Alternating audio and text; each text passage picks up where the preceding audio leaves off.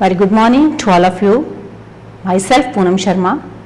I teach Hindi of class 2nd. Today we are going to start chapter 8, Krishna Sudama. So let us start, but before starting the chapter I just want to explain little bit. ये जो chapter है वो हमारा based है कृष्ण और सुदामा की मित्रता पर। ये एक प्राचीन और सच्ची कथा है जिसमें कि कृष्ण और सुदामा की दोस्ती के बारे में बताया गया है। सो अभी हम चैप्टर पढ़ते हैं और देखते हैं कि इस चैप्टर में क्या हुआ। So let us start. बहुत समय पहले की बात है, कृष्ण और सुदामा एक ही गुरु के आश्रम में पढ़ते थे। आश्रम मतलब जैसे हम लोग स्कूल में पढ़ते हैं तब आश्रम होते थे, गुरुकुल होते थे। दोनों पक्के मित्र थे और एक दूसरे पर जान छिड़कते थे। जान छिड़कते मतलब एक दूसरे से बहुत प्रेम करते थे, स्नेह करते थे। समय बीता, कृष्ण बने द्वारिका के राजा। द्वारिका जो है वो एक प्लेस का नाम है, एक जगह का नाम है, पर सुदामा का जीवन तो गरीबी से भरा था। एक दिन सुदामा की पत्नी ने उनसे कहा, अब बहुत बार कह चुके हैं कि द्वारिका के राजा श्री कृष्ण आपके मित्र हैं, आप उनके पास क्यों नहीं जाते?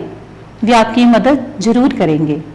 सुदामा मान गए, फिर बोले, घर में तो कुछ नहीं है, मित्र के लिए क्या उपहार लेके जाऊं? उपहार मतलब तोहफा, गिफ्ट जिसको हम बोलते हैं। तब सुदामा की पत्नी पड़ोस से थोड़े भुने हुए चावल ले आई और उनको पोटली में बांधकर सुदामा को दे दिया। पोटली मतलब छोटी सी गठरी सी बना दी उन्होंने, उसके बीच में जो चावल थे वो रख दिए थे। सुदामा घर से चल तो पड़े, लेकिन उनका मन बहुत डावाडोल हो रहा था, अस्थिर हो रहा था। कभी इधर उधर देखते, वो जाना नहीं चाह रहे थे। उनको थोड़ा झिझक लग रही थी कि पता नहीं जो कृष्ण भगवान है वो उनको पहचानेंगे कि नहीं। वो सोच रहे थे कि कृष्ण अब इतने बड़े राजा हो गए हैं, अगर उन्होंने ना पहचाना तो। चलते चलते आखिर वे द्वारिका जा पहुंचे। कृष्ण के महल के द्वार पर जा खड़े हुए। द्वारपाल ने पूछा, आपको किससे मिलना है?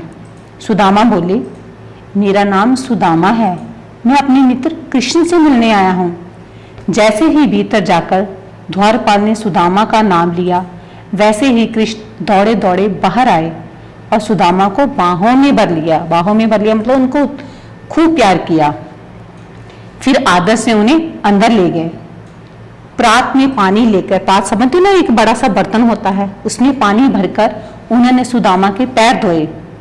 पैर धोने का मतलब ये होता है अगर हम किसी को बहुत ज्यादा रिस्पेक्ट देते हैं तो जो बाहर से आता है, अतिथि आता है, मेहमान हमारे घर आता है, तो हम सबसे पहले उसके पैर धोते हैं, उसको बहुत ज्यादा रिस्पेक्ट देते हैं, आदर देते हैं। उन्हें अपने साथ सिंहासन पर बिठाया। फिर दोनों बहुत देर तक बचपन की बातें याद करके हंसते रहे। अचानक कृष्ण बोले, मित्र, भाभी ने मेरे लिए कोई उपहार नहीं भेजा? उपहार मतलब तोहफा नहीं भेजा? सुदामा चावलों की पोटली देने में संकोच कर रहे थे। संकोच मतलब झिझक रहे थे, थोड़ा फील कर रहे थे कि थोड़े से चावल है, इतना बड़ा राजा है, मैं उसको कैसे दूं ये चावल, वो थोड़ा झिझक फील कर रहे थे। पर कृष्ण ने प्रेम से हाथ बढ़ाकर पोटली ले ली। कुछ दिन राजमहल में सुख से रहने के बाद सुदामा ने विदा ली। घर लौटते समय वे सोच रहे थे, कृष्ण ने तो कुछ दिया ही नहीं, अब घर जाकर मैं अपनी पत्नी से क्या कहूंगा? सुदामा जब वापस अपने घर पहुंचे तो देखकर चकित रह गए। चकित मतलब हैरान रह गए। वे एकदम हैरान रह गए क्योंकि उनके जो घर था वो वहां पर था ही नहीं। जहां उनकी टूटी फूटी झोंपड़ी थी, अब वहां पर एक महल खड़ा था।